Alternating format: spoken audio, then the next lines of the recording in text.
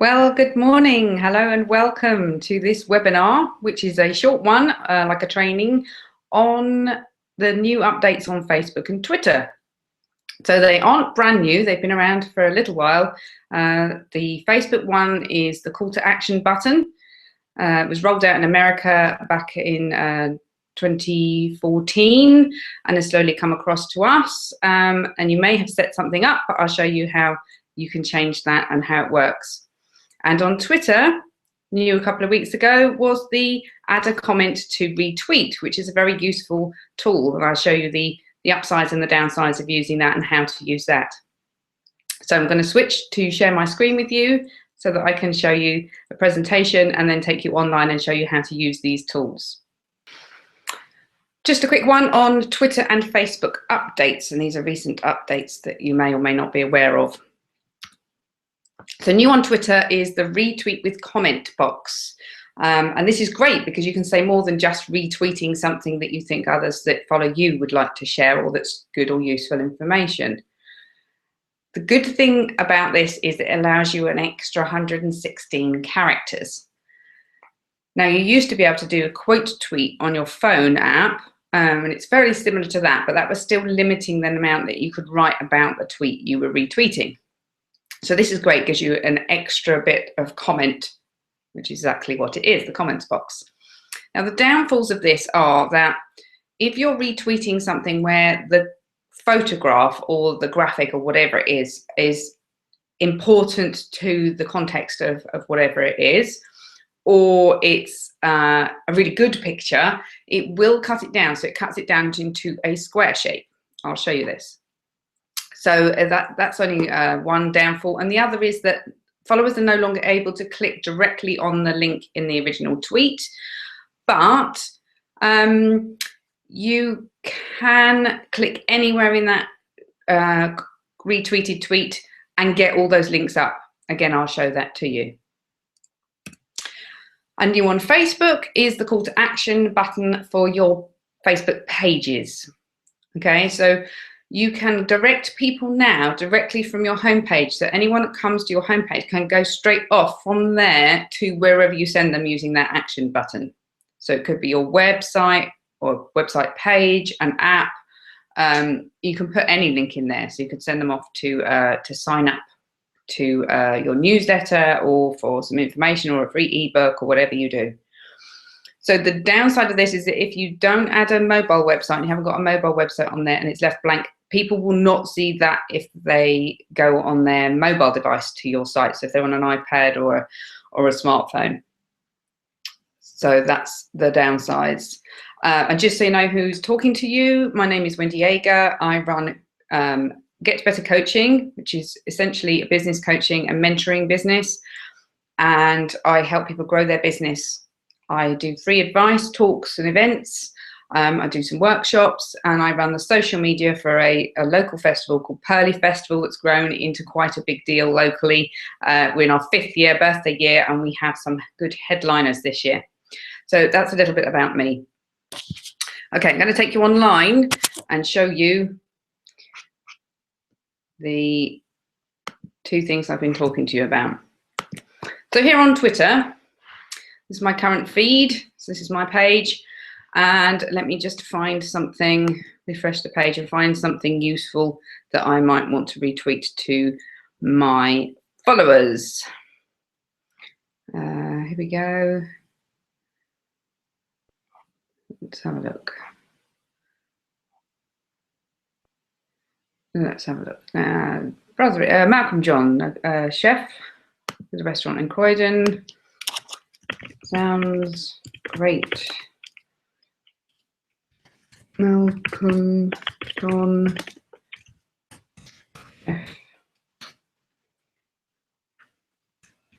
New menu and hashtag Croydon, because that's a local place for us. So this is how you would retweet with a comment. So it's like a quote tweet used to be on your phone apps.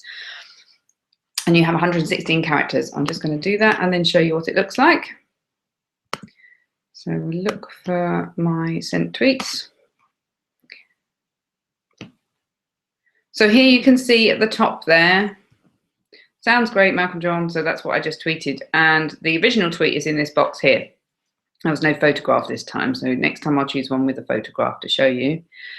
But once someone clicks anywhere in this box, it takes them to the tweet and they can click on the link. So I'll just go back to my home feed and find one with a photograph to show you what that looks like. Let's retweet this one and say, certainly does.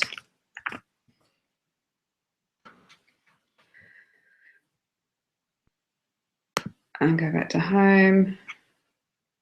You'll see the retweet. And that one's gone in the middle, but can you see that that picture is now a square? And when she tweeted it, it was a square. Okay, that's not a good example. Let me find another. Okay, let's try this one. I've already tweeted that one. Go back to home and find another one to tweet. Okay, something with a photograph in the middle. Okay, here's some food. Okay, this is great. This is a local food market. So they're showing some pictures of their photos. Looks yummy. I assume Thursday. Yes. They normally have their food markets on Thursdays. So let's tweet that with a comment. And I'm going to see what that looks like.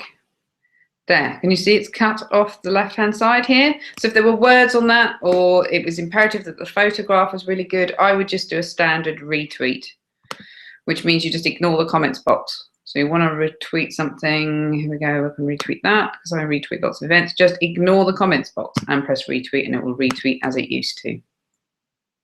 Okay, so the good and the bad are really great. You can make a comment, whatever. You don't have to use it, just ignore it and retweet.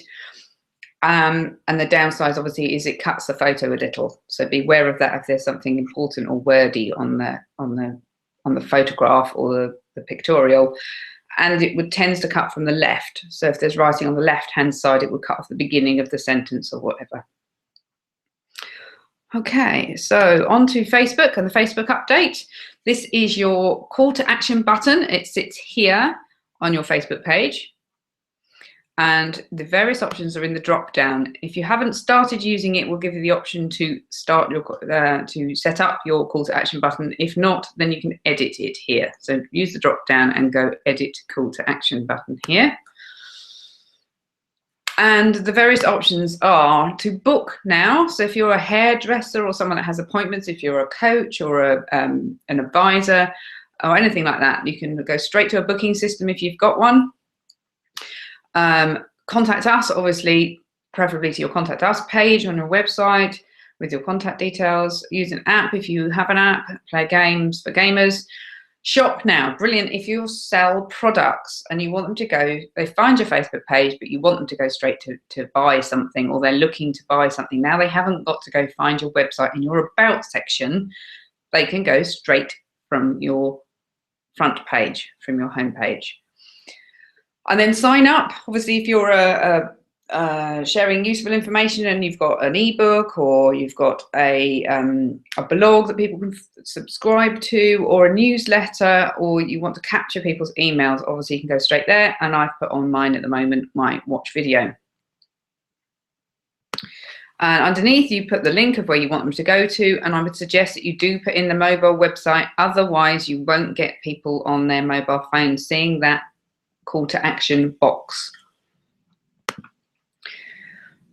So here it just tells you where it's going to go, and then you're finished.